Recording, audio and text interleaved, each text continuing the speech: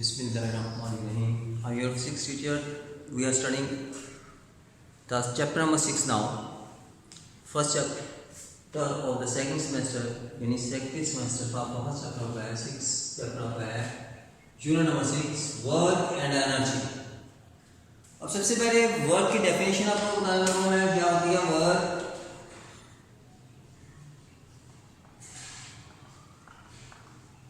Definition: work is done when a force acts on a body, displaces it.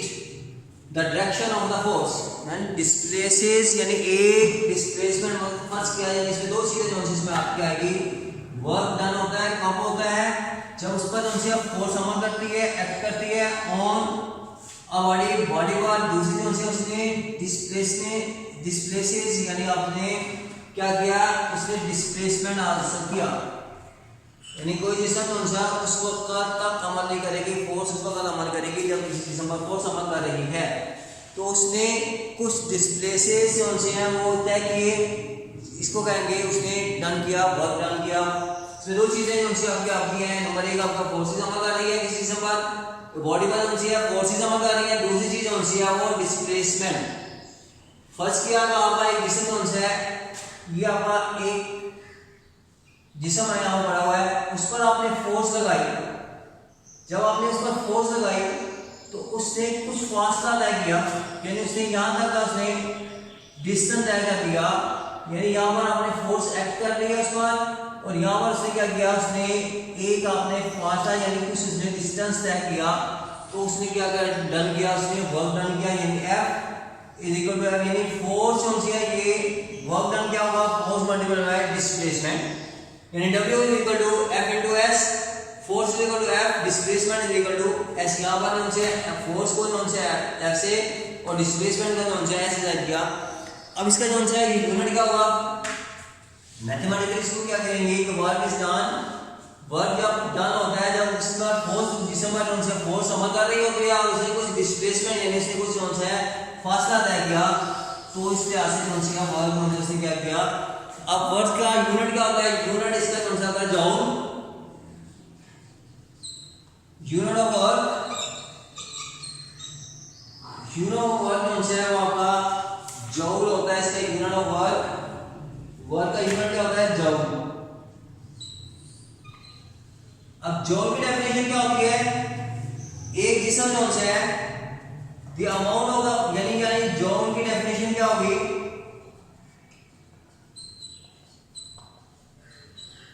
जॉल की definition ये होगी कि एक बॉडी में होनी है, उसने amount of the work, the amount of the work, amount of work is 1 joule.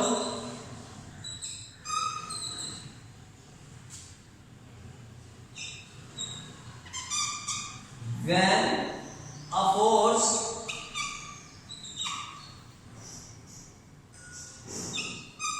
of 1 Newton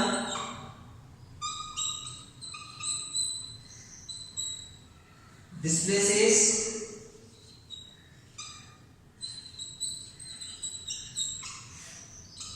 a body through 1 meter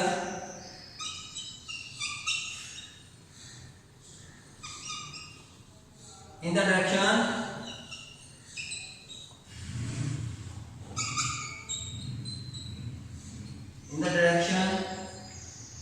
of force. क्या हुआ, the amount of the work is 1 joule, यानी 1 joule फोर्स होगी, यानी वो 1 joule work होगा अगर किसी जिसम पर 1 न्यूटन फोर्स अमल करती है और उसने 1 न्यूटन का जो है उसने 1 मीटर का जो है वो फासला तय किया. तो क्या होगी, वो अमाउंट क्या होगी, जॉल होगी. इसके बाद इसको मैथमेटिकली क्या कहेंगे, अगर जो है फोर्स जो है वो एक एंगल बना रही है, क्या बना रही है, एन एंगल. तो क्या उसने वर्क कौन सा देगा, if a force making an angle है और एक एंगल बना रही है, work done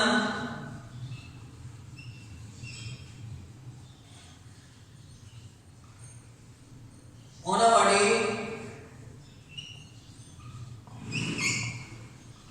when a force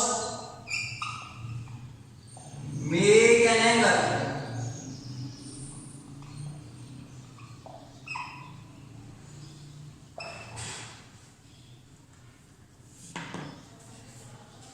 देखिए बेटा, ये आपके यहाँ से एक बॉडी है, इस पर यहाँ पर फोर्स लग रही है,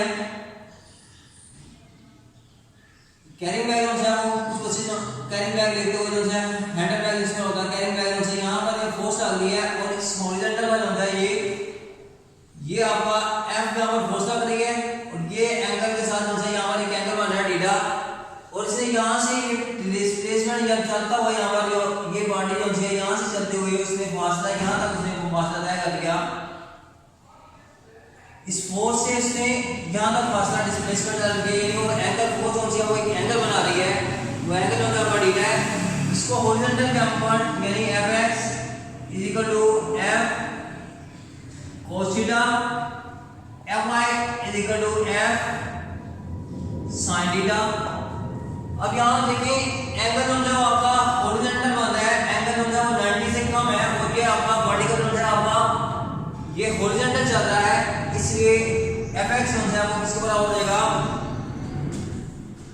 हम जानते हैं तो वर्क किसके बराबर होता है f * s, w क्या होगा f की जगह f बन जाए fx, यानी आपको फोर्स क्या लग रही है, ये आपकी फोर्स लग रही है fx * s, ये आपने इसको क्या कहा ये वर्क डन हुआ, w किसके बराबर आ जाएगा fx की बराबर होता है f cos थीटा के और s का हमारे इसने जो है यहाँ पर मल्टीप्लाई किया है इसका इसके साथ, तो w किसके बराबर आ जाएगा f * s cos थीटा, यानी अगर कोई वर्क जो है अगर वर्क जो है वो उस पर फोर्स जो है वो एंगल बना रही होगी तो उसने वर्क कैसे उसका वर्क कैसे निकालेंगे f * s * cos थीटा, यानी थीटा यहाँ पर मुख्तलिफ हो सकता है 0 से लेकर 90 तक, 0 से लेकर 90 तक जो है वो थीटा की वैल्यू हो सकती है, यानी थीटा यानी 0.1 0.2 यानी कितना एंगल से जो है वो बन रहा है, इसलिए ऐसे वर्क क्या डन होगा, work is done when a force act on a body displacement in the direction of the force, वो क्या कहलाएगा आपका वर्क डन होगा। नेक्स्ट टॉपिक आपका है वर्क के बाद नेक्स्ट टॉपिक आपका है एनर्जी। 6.2 आपका एनर्जी, टॉपिक 2 आपका energy.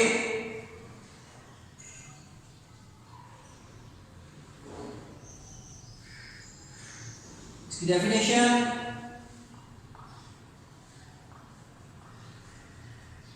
Capacity to do work, a body possess energy if it the capacity to do work, यानी किसी जिस्म की काम करने की सलाहियत होनी चाहिए, वो क्या कहलाती है एनर्जी कहलाती है। a body possesses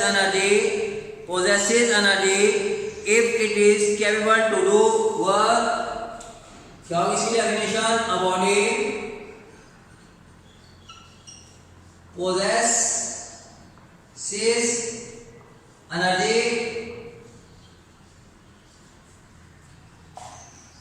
if it is capable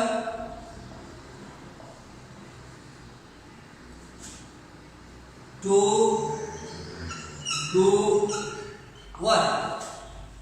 इसकी डेफिनेशन क्या हो गई, a body possess energy if it is capable to do work।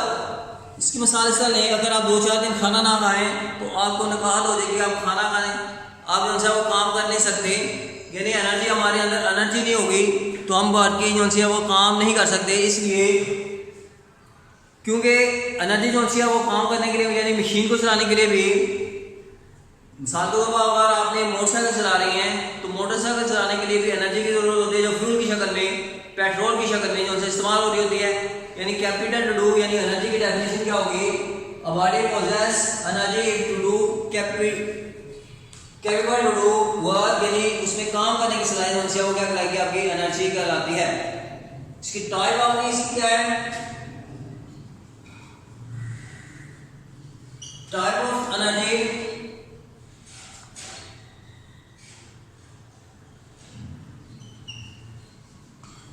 इसकी टाइप जो है इसकी वेरियस टाइप होती है। फॉर्म में इसमें एस कौन सी इसमें जो है mechanical energy,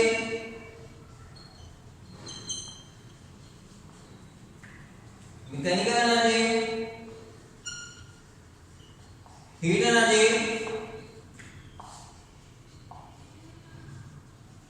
light energy,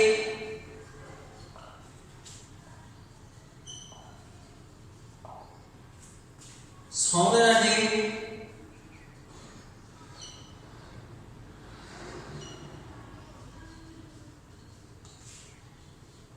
electrical energy,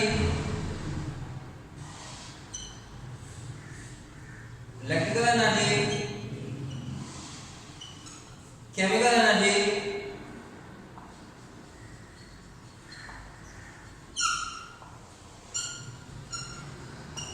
chemical energy, nuclear energy,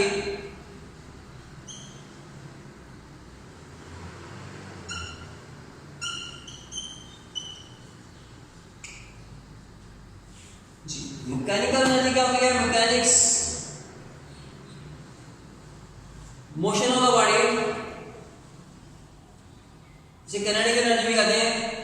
motion of the body यानी किसी जिस्म के अंदर हरकत की वजह से जो उसके अंदर एनर्जी होगी उसे क्या कहेंगे, मैकेनिकल एनर्जी। मिसाल के तौर पर रनिंग वाटर जो है, पानी जो है वो चल रहा है, उस पर जो है वुड जो है फ्लोटिंग करती हुई एक जगह से दूसरी जगह जाती है, ये क्या होती है, केमिकल एनर्जी। हीट एनर्जी यानी हरारत के अंदर जो एनर्जी होती है, हीट जो है वो उसके अंदर एक एनर्जी को हम बेशुमार काम लेते हैं। हीट से हम जो है वो कुकिंग करते हैं, खाना पकाने के लिए इस्तेमाल होती है। इसके अलावा लाइट एनर्जी, लाइट हमें देखने के लिए जो है एनर्जी हासिल होती है, वो लाइट से हमें जो एनर्जी हासिल होती है वो इसे लाइट एनर्जी कहती है। The main source of energy आप वो है लाइट है। लाइट हमें एनर्जी जो है वो कहाँ से देती है, सूरज की रोशनी जो है हमें सनलाइट जो है वो एनर्जी देती है, लाइट एनर्जी कहते हैं। साउंड एनर्जी जब हम बोलते हैं उसमें जो सी एनर्जी होती है उसे क्या कहते हैं, साउंड एनर्जी कहते हैं। इलेक्ट्रिकल एनर्जी यानी कि आपका इलेक्ट्रॉन क्या करता है, इसकी वजह से जो उसमें एनर्जी पैदा होती है उसे इलेक्ट्रिकल एनर्जी कहते हैं। केमिकल एनर्जी मुख्तलिफ केमिकल जो रिएक्शन, मुख्तलिफ केमिकल रिएक्शन के अंदर के नतीजे में जो एनर्जी पैदा होती है उसे केमिकल एनर्जी कहते हैं। एंड न्यूक्लियर एनर्जी यानी एटम के अंदर जो न्यूक्लियस होता है, न्यूक्लियस के अंदर बहुत ज़्यादा एनर्जी होती है, इसे अच्छे कामों के लिए इस्तेमाल किया जाए तो उसे क्या कहते हैं, न्यूक्लियर एनर्जी कहलाती है। इसको यार ये बाद में जो है टॉपिक इसी चैप्टर के अंदर आगे डिटेल से पढ़ेंगे इसको। Mechanical energy, heat energy, light energy, sound energy, electrical energy and chemical energy and nuclear energy, तमाम एनर्जी को जो है हम डिटेल से आगे पढ़ेंगे। इसको अंदर kind of energy, there are two kind of energy. Energy की दो अक़साम होती हैं, एक आपकी कौन सी है, फर्स्ट कौन सी आपकी काइनेटिक एनर्जी, दूसरी जो है potential energy. There are the two kinds of energy. कौन कौन सी आपकी है, काइनेटिक एनर्जी और पोटेंशियल एनर्जी। अब आपका टॉपिक क्या हो गया, आपका 6.3 नया टॉपिक आपके यहाँ से स्टार्ट हो रहा है। यहाँ पर सो कहते हैं mechanical kinetic energy,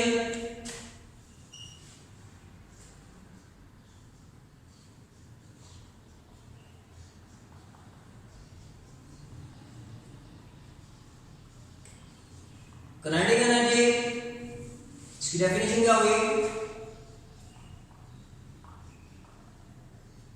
definition energy by moving of the object यानी energy possessed by the body due to the motion is called kinetic energy. यानी इसकी डेफिनेशन क्या होगी कि energy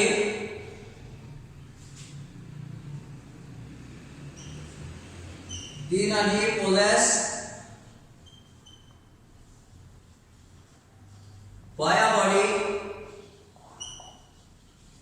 by a body due to its motion is called its kinetic energy।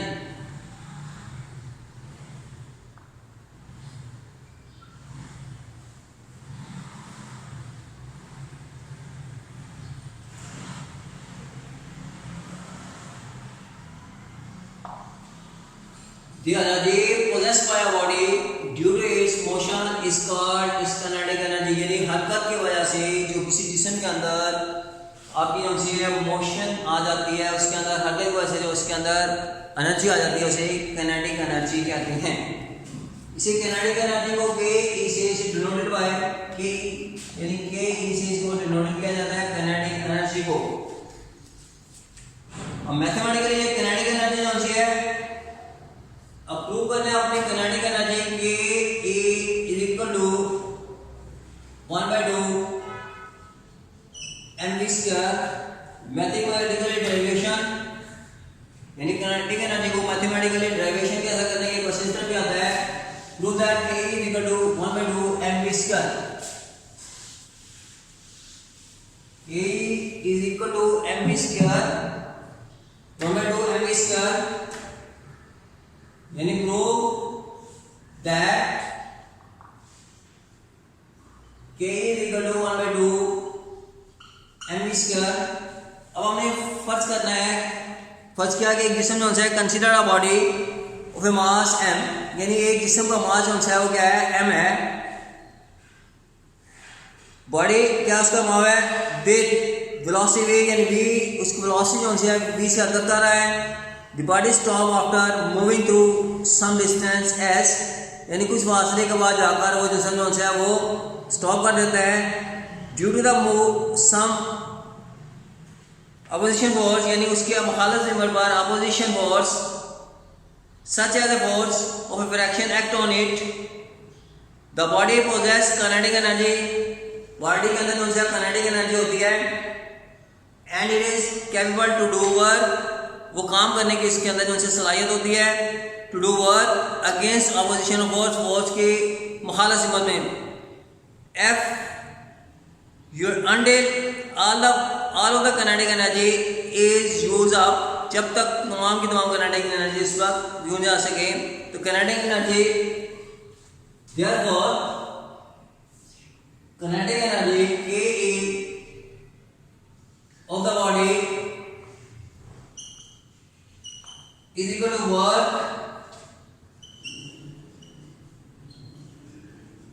done by it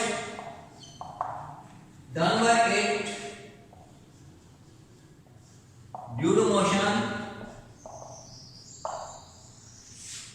यानी Ke is equal to Fs। यहाँ पर Vi is equal to V, Vr is equal to 0, क्योंकि body कौन सी हो यहाँ पर क्या हो गया, इसने स्टॉप कर दिया है। तो F इसके बराबर आएगा m पे, तो A किसके बराबर आ जाएगा F over m। Since the motion of the opposite, hence it is negative, यानी यहाँ पर क्या होता है फोर्स कौन सी क्या हो रही है मुखालिफ सिमत में हो रही है। तो A क्या होगा आपका नेगेटिव में होगा। A is equal to -1 over m। We know other equation of motion 2as is equal to v square minus v square। 2a आपके पास क्या आ गया minus f over m into s। f का v का square y का square क्या आ गया आपका 0 का स्क्वायर आ गया, माइनस vi का स्क्वायर क्या होगा आपका v का स्क्वायर आ गया, यानी 2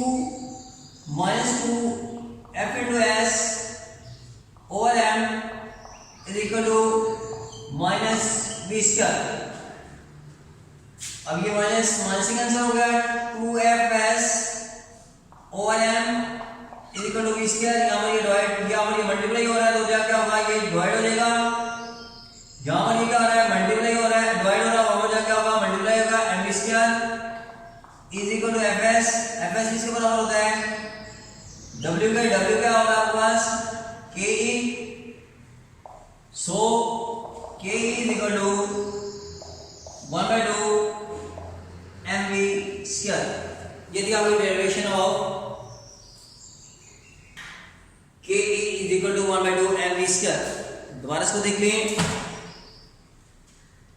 बहुत इंपॉर्टेंट है ये क्वेश्चन, इसको दोबारा देख लें। इसको क्या है mathematically derivation of the kinetic energy के इक्वेशन हो जाएगी Ke is equal to 1/2 mv square. मैंने क्या कहा, सपोज किया है, कंसीडर किया कि एक बॉडी जो है मास m जो है moving with velocity v, the body stop after moving through some distance, यानी कुछ फासला तय करने के बाद फासला तय करने के बाद जिसम वो कुछ बॉडी वो कुछ वक्त के बाद वो क्या हो गया, वो मूव करते हुए क्या हो गया, वो स्टॉप हो गया है। स्टॉप होने के बाद जब वो स्टॉप हुई तो K इक्वल टू F यानी वर्क डन, यानी K वर्क डन क्या हुआ, वर्क डन क्या होगा F इनटू S के। तो यहाँ पर क्या है, VI आपके पास क्या होगी, V आपका प्लस 0 क्यों हुई कि जिसम आपका स्टॉप हो गया, F equal to M over A। यहाँ पर A क्या बन जाएगा, F ओवर M। लेकिन क्या हो रहा है कि फोर्स है अपोजिट डायरेक्शन में लग रही है, इसलिए A क्या होगा, नेगेटिव होगा, क्योंकि डिक्रीजिंग यानी एक्सेलरेशन क्या हो रहा है, डिक्रीज हो रहा है, जिसकी वजह से A जो होगा माइनस F ओवर M होगा।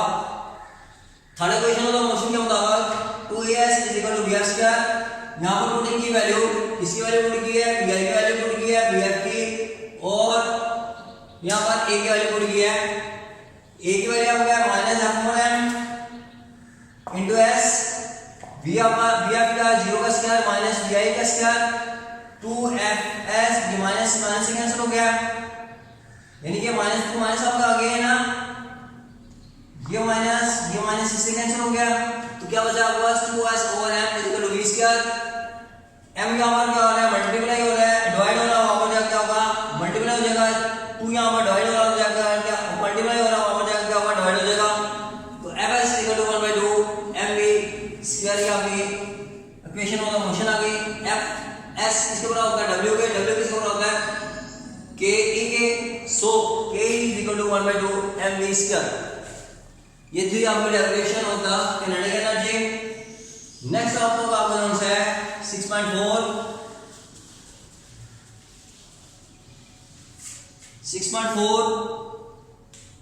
Potential energy. टॉपिक आपका क्या आ गया, 6.4 पोटेंशियल एनर्जी। पोटेंशियल का पोजीशन, किसी भी जिस्म के अंदर उसकी पोजीशन की वजह से जो उसके अंदर एनर्जी आएगी उसे पोटेंशियल एनर्जी कहेंगे। पोटेंशियल एनर्जी क्या होगी, व्हेन अ बॉडी मूव या हाइड, यानी उसको पोटेंशियल की वजह से जब उसके अंदर पोटेंशियल आ जाए उसके अंदर जो एनर्जी होगी वो क्या कहलाएगी, पोटेंशियल एनर्जी होगी। इसकी डेफिनेशन क्या होगी, energy possessed by a body, यानी किसी जिस्म के अंदर डेफिनेशन की उसकी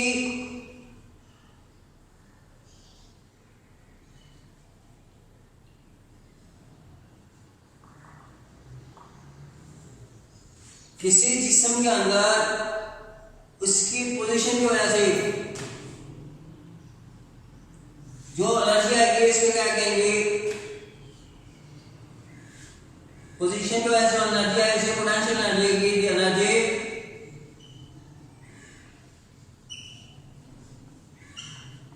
possessed by a body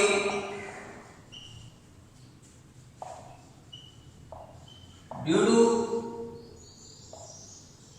its position is known as its potential energy.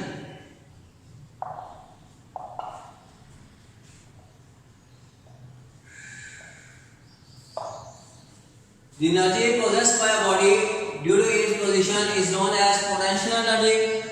For example,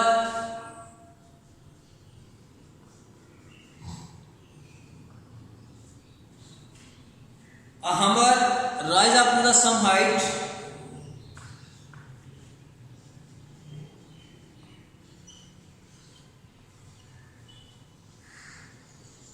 a hammer rise up to some height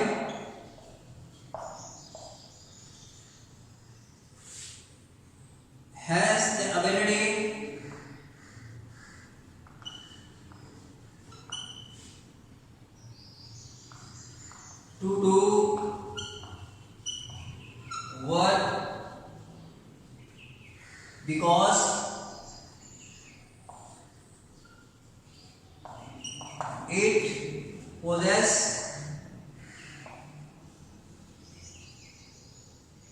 potential energy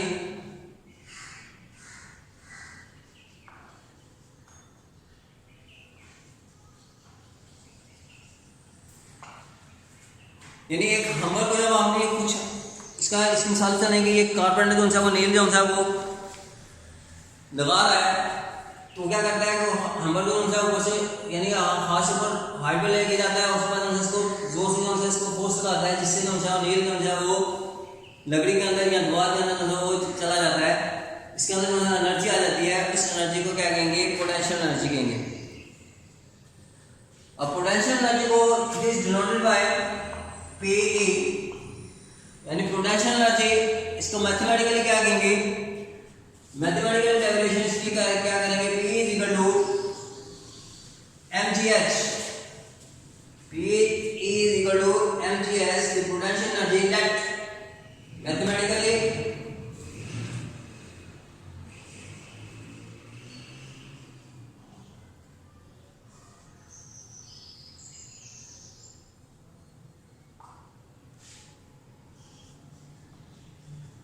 mathematically derivation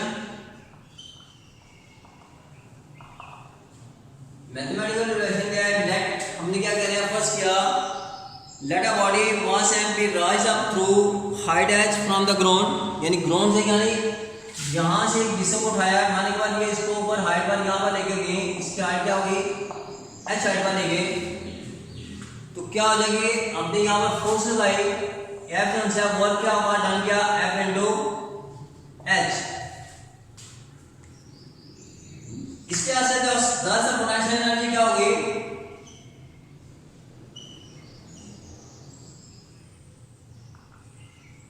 दरअसल potential energy PE is equal to F into H। तो F किसके बराबर होता है?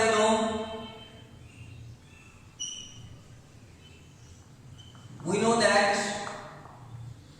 F is equal to W, तो PE किसके बराबर आ जाएगा? W into H। हम जानते हैं वो we know that W is equal to mg, so P is equal to mg h, यानी पोटेंशियल एनर्जी का फॉर्मूला क्या हो जाएगा? PE is equal to mgh, यानी जितना उसका वेट होगा और जितनी हाइट पर जाएगा उसको मल्टीप्लाई किया जाएगा, तो उसकी क्या आ जाएगी? पोटेंशियल एनर्जी आ जाएगी। We are discussing about 4 topic today. First आपका जानना introduction of the work and energy. Work and energy का मतलब हमने पढ़ा। सबसे पहले हमने वर्क का मतलब पढ़ा, वर्क क्या होता है। अब इसको मैंने दोबारा इसके जो से आपको मैं थोड़ा सा आज के लेक्चर का जो है मैं थोड़ा सा आपको इंट्रोडक्शन दोबारा देता हुआ चलता हूँ। वर्क की डेफिनेशन हमने पढ़ी थी। वर्क की डेफिनेशन क्या थी? Work is done when a force acting on a body is displaces it in the direction of the forces. अगर किसी जिस्म पर कोई फोर्स अमल कर रही है तो वो फोर्स की सीमत के अंदर कुछ फासला अदा करेगी, यानी डिस्प्लेसेस करेगी उस फोर्स की सीमत में, उसे क्या कहेंगे? उसे हम वर्क कहेंगे। उसके बाद मैंने वर्क का यूनिट बताया था आपको। वर्क का यूनिट क्या था? जौल। जौल क्या होता है कि एक जौल किसके बराबर होता है? अगर एक जौल वर्क किसी जिस्म ने एक जौल वर्क किया, यानी एक न्यूटन फोर्स जब किसी जिस्म पर अमल करती है तो वो 1 मीटर का फासला तय करती है, तो उसने डन किया, वर्क क्या डन किया? 1 जौल जो उसने वर्क डन किया। इसलिए से जौल जो होता है वो क्या होगा? वर्क का यूनिट होता है। इसका स्मॉलर यूनिट, इसके बिगर यूनिट जो होते हैं किलो जौल और मेगा जौल। किलो जौल जो होता है 10 की पावर 3 के बराबर होता है, मेगा जो होता है 10 की पावर 6 जौल के बराबर होती है। उसके बाद हमने पढ़ा था एनर्जी। इसकी डेफिनेशन आपको मैं बताई थी, a body possesses energy it is to capability to do work, यानी किसी भी जिस्म के अंदर काम करने की सलाहियत जो है वो क्या कहलाती है? एनर्जी कहलाएगी। इसको मैंने कहा था कि running water the streams had ability to do work. इसी तरह एनर्जी के अंदर, रनिंग वाटर के अंदर जो एनर्जी होती है। इसी अलावा विंड जो है आपकी हवा जो से तेज चल रही होती है, इसके अंदर भी एनर्जी होती है। इसके बाद मैं बताया था टाइप ऑफ एनर्जी, डिस्कशन की थी टाइप ऑफ एनर्जी। इसमें जो है एनर्जी जो है वेरियस टाइप के अंदर जो है एग्जिस्ट करती है फॉर्म में। इसमें मैंने आपको बताया था mechanical energy, heat energy, light energy, sound energy, electrical energy, chemical energy and nuclear energy. इसके बाद काइंड ऑफ एनर्जी बताया था, there are two kind of energy. एक आपको मैंने बताया था काइनेटिक एनर्जी, दूसरी आपको मैंने बताया था पोटेंशियल एनर्जी। काइनेटिक एनर्जी की डेफिनेशन आप दोबारा रिवाइज कर रहा हूं आपको। The energy possesses by a body due to motion is called kinetic energy. Kinetic energy क्या होती है? The energy possesses by a body due to the its motion is called kinetic energy. यानी किसी जिस्म के अंदर हरकत की वजह से अंदर जो इसकी एनर्जी आ जाती है उसे काइनेटिक एनर्जी कहलाते हैं। मिसाल के तौर पर रनिंग वाटर जब रनिंग कर रहा होता है तो उसके अंदर जो एनर्जी आती है उसे काइनेटिक एनर्जी कहते हैं। इसी तरह तेज हवा चल रही होती है, उसके अंदर जो है वो एनर्जी जो होती है उसे विंड एनर्जी कहा जाता है। ये आपकी मिसालें काइनेटिक एनर्जी की।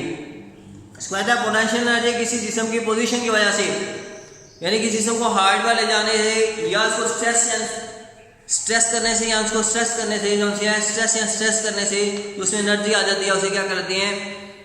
पोटेंशियल एनर्जी कहलाती है। यानी किसी जिस्म को खींचा जाए या उसको दबाया जाए तो उसके अंदर जो जिस्म के अंदर जो एनर्जी, यानी ये इलास्टिक पोटेंशियल एनर्जी, और इसे इलास्टिक पोटेंशियल एनर्जी कहते हैं। यानी किसी जिस्म को खींचने और दबाने से जो एनर्जी इसमें आती है उसे इलास्टिक पोटेंशियल एनर्जी कहते हैं। ये आपकी पोटेंशियल एनर्जी की एक समय। इसकी डेफिनेशन क्या होगी? Energy possessed by a body due to the position, उसकी पोजीशन की वजह से जो उसके अंदर एनर्जी होगी उसे क्या कहेंगे? पोटेंशियल एनर्जी कहेंगे। अब इसमें जो है store water possesses potential energy due to the height के अंदर जो वाटर जो है स्टोर किया जाता है, जिससे जो है डैम चलते हैं, डैम जो टर्बाइन चलाई जाती हैं, इसके अंदर जो एनर्जी होती है उसे क्या कहते हैं? पोटेंशियल एनर्जी कहते हैं। इसी तरह मुख्तलिफ जो है एनर्जी जो स्टोर की जाती है, उससे जो एनर्जी हासिल की जाती है पोटेंशियल एनर्जी कहते हैं। पोटेंशियल एनर्जी का मैंने आपको बताया था मेडिकल एनर्जी। कहा पोटेंशियल एनर्जी का फर्स्ट किया कि एक जिस्म जो है उसको उठाकर यहाँ से ऊपर हाइट पर लेके गए तो उसमें पर क्या किया? डब्ल्यू जो है उसको फोर्स लगाई जाए। फोर्स कितनी लगी है? जितना उसका वजन था उसके मुताबिक उसकी फोर्स लगी, यानी डब्ल्यू किसके बराबर है? फोर्स के बराबर आ गया। तो इसलिए से potential energy P is equal to F into H। We know that F is equal to W के, तो P is equal to क्या होगा?